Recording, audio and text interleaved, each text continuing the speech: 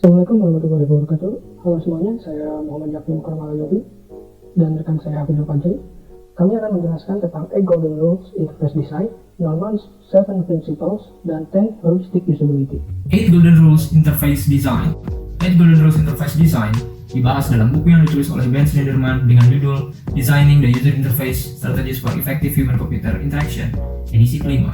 8 aturan ini merupakan panduan yang dibuat oleh Ben dalam membuat suatu rancangan antarmuka untuk suatu aplikasi. 1. Strive for Consistency. Konsistensi dibutuhkan untuk membangun struktur dan navigasi antar halaman dalam suatu aplikasi ataupun antar aplikasi lain yang masih berhubungan. Aturan ini berguna agar user tetap dapat mengenali halaman aplikasi yang sedang digunakan. Oleh karena itu, user dapat mengeksplorasi dengan nyaman tanpa takut untuk berpindah-pindah halaman atau aplikasi. Bisa dilihat pada gambar di samping kanan, user dapat mengetahui bahwa dia sedang berada di halaman beranda. 2. Cater to Universal Usability.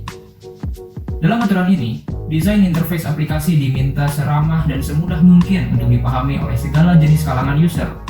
Desainer dituntut untuk dapat memahami latar belakang user, bahasa, tingkat pemahaman, dan perbedaan kebudayaan para user. User yang baru menggunakan aplikasi atau user yang sudah terbiasa menggunakan aplikasi tentu memiliki preferensi interface yang berbeda. Bisa dilihat pada gambar di samping kanan, tampilan aplikasi menyediakan beragam fitur di bagian bawah, kemudian fitur pencarian di bagian atas halaman.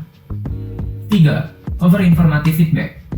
User harus tahu di halaman mana mereka berada dalam aplikasi tersebut. Mereka harus tahu setiap aksi yang dilakukan akan menimbulkan feedback apa. Perubahan interface yang terjadi setiap user melakukan aksi harus dipahami oleh user bahwa aksinya sudah direspon oleh aplikasi. Pada dua gambar di samping menunjukkan bahwa ada perubahan yang terjadi ketika user berada dalam halaman beranda, kemudian menekan tombol promo. User akan dialihkan pada halaman promo, dan dalam halaman promo, tampilan yang disajikan pun berbeda dengan halaman sebelumnya. 4. Design Dialogues to Yield Closure. Aturan ini mengatur aplikasi untuk memberitahu usernya bahwa apa yang user lakukan akan mengarahkan dia kemana dan juga memberitahu jika proses yang dijalankan atau diminta sudah selesai diproses. Bisa dilihat pada gambar di samping kanan, proses pembuangan file dapat dilihat ketika sudah selesai, dan user pun dapat langsung melihat isi tempat sampahnya dengan menekan tombol view. 5. Prevent Errors.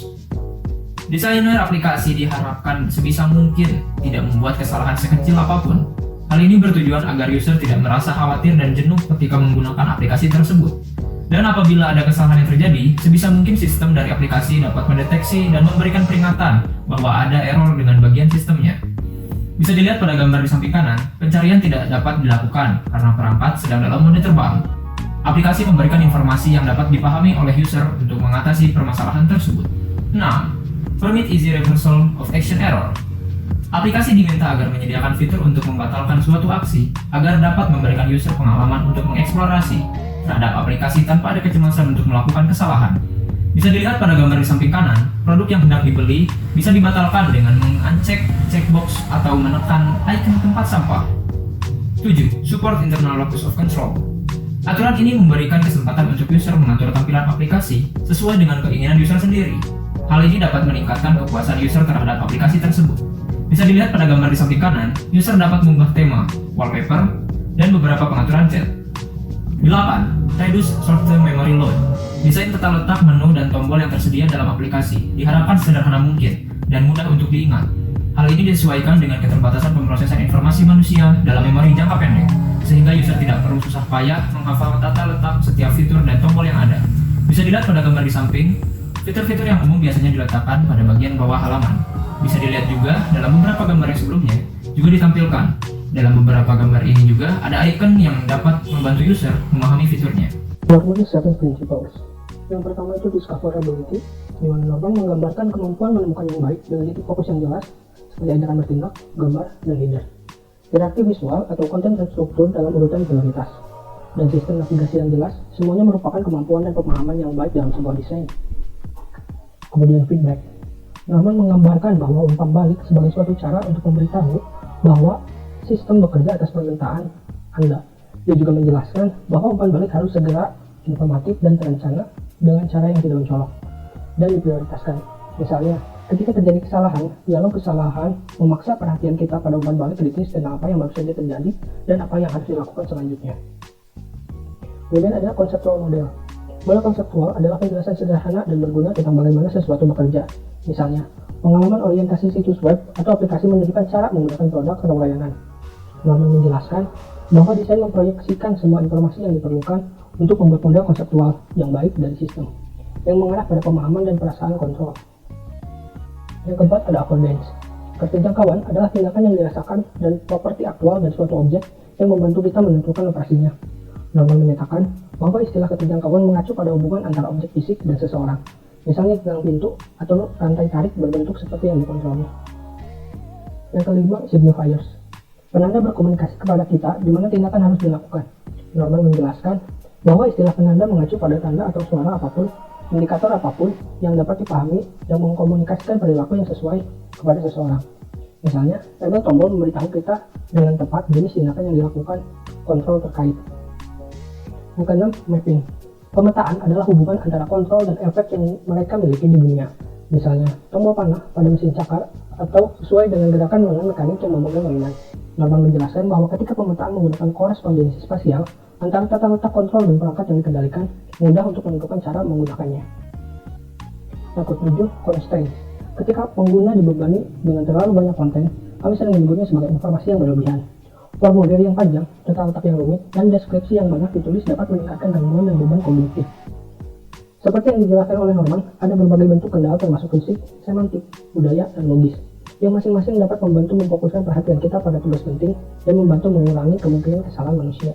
10 heuristic usability. Jacob Nielsen merangkum 10 heuristic usability yang berkaitan dengan metode untuk menganalisa suatu objek agar memberikan kemudahan dalam user mencapai tujuan. Menurut Jacob Nielsen, konsultan kegunaan web dari Denmark, usability adalah atribut kualitas yang digunakan untuk menilai seberapa mudahnya tampilan antar muka digunakan. 1. Visibility of system status. Suatu kondisi di mana aplikasi memberikan informasi mengenai apa yang sedang terjadi pada user. Dengan kata lain, user tahu sedang melakukan apa, di bagian apa, dan apa yang terjadi. Bisa dilihat pada gambar di samping kanan, user sedang melakukan perubahan terhadap password account. Namun, ada kesalahan bahwa password yang dimasukkan tidak sama. 2. Match between system and the real world. Aplikasi harus bisa memberikan informasi yang mudah dipahami dan diketahui oleh user sebagaimana yang terlihat dan terjadi di dunia nyata. Bisa dilihat pada dua gambar di samping kanan, user bisa tahu berdasarkan icon tempat sampah yang terlihat seperti di dunia nyata. Begitu pula dengan icon komputer. 3. User control and freedom. Aplikasi harus menyediakan kemudahan dan kebebasan bagi user dalam menggunakan interface. Bisa dilihat pada gambar di atas, user dapat membatalkan pemindahan file ke tempat sampah dengan menekan undo. 4. Konsistensi and standard. Interface aplikasi harus memudahkan user untuk mengenali fitur apa saja yang ada. Walaupun ada perkembangan dalam sistem, tapi informasi yang disajikan tidak berubah drastis dan bisa dikenali oleh user dengan mudah. Bisa dilihat pada gambar samping kanan, tampilan dari fitur-fitur yang tersedia tidak berubah terlalu drastis dari versi terbarunya, sehingga memudahkan user untuk mengenali fitur tersebut. 5. Error prevention. Error tentunya merupakan hal yang tidak diharapkan untuk terjadi. Aplikasi sebaiknya memberikan pesan atau peringatan jika ada error yang terjadi. Ini berkaitan dengan prinsip nomor 1, yaitu visibility of system status, sehingga user dapat memahami apa yang terjadi pada aplikasi. Bisa dilihat pada gambar di samping kanan, user memasukkan kata kunci yang sangat random dan aplikasi tidak memahami apa yang dimaksud oleh user. Aplikasi memberikan informasi yang berguna untuk membantu user dalam melakukan pencarian. 6. Recognition rather than recall. Aplikasi dibuat semudah mungkin untuk user dapat mengenali pola desain yang dibuat sehingga user dapat tetap menggunakan aplikasi tanpa harus mengingat langkah-langkah yang harus dilakukan dalam melakukan suatu aksi. Bisa dilihat pada gambar di samping kanan, search bar pada halaman tersebut memudahkan user untuk mengingat apa yang pernah dilakukan. 7. Flexibility and efficiency of use. Interface aplikasi harus memberikan informasi yang sangat jelas agar memudahkan user mengenali fitur-fitur yang tersedia dan fungsi-fungsinya. Bisa dilihat pada gambar di samping kanan, user dapat melakukan berbagai jenis aksi. Kita dapat menggunakan shortcut ataupun menekan listnya. 8. Aesthetic and minimalist design. Interface aplikasi dibuat semenarik mungkin dan senyaman mungkin untuk dilihat dengan memperhatikan setiap elemen yang ada dalam suatu layout dan tata letak setiap fitur-fiturnya. Kontras warna pun harus diperhatikan agar tidak membuat pengguna tidak nyaman untuk melihatnya. Dapat dilihat pada gambar di samping kanan, dari halaman Google sangatlah sederhana dan mudah untuk dipahami. 9. Help user recognize, diagnose, and recover from error. Ketika error terjadi, pesan atau peringatan yang disampaikan harus dibuat informatif dan memberikan solusi dalam bahasa yang sederhana dan mudah dipahami, sehingga user dapat mengatasi error tersebut dengan mudah. 10. Help and documentation. Aplikasi harus bisa membantu user dalam menyelesaikan suatu permasalahan yang terjadi dalam suatu aksi. Oleh karena itu, fitur help atau bantuan perlu diberikan untuk membantu user memahami suatu fitur atau konsep kerja aplikasi. Bisa dilihat pada gambar di samping. Fitur help memberikan informasi mengenai suatu aksi yang dapat dilakukan dalam aplikasi tersebut. Berikut merupakan data pustakaan yang kami gunakan untuk mengumpulkan materi untuk pembahasan kali ini. Terima kasih telah menyimak pembahasan kami. Wassalamualaikum warahmatullahi wabarakatuh.